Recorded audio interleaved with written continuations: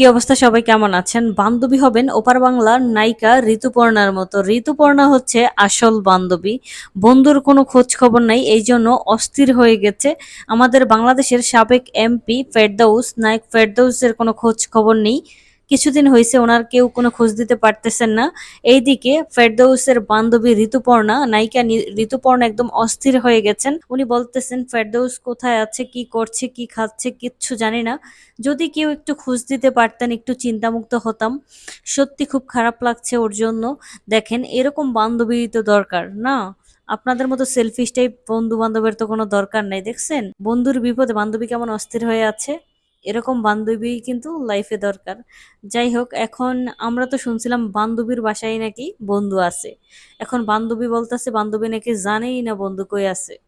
তাইলে এখন আমাগো নায়ক ফেরদৌস সাহেব যে কই আছে আল্লাহই জানে।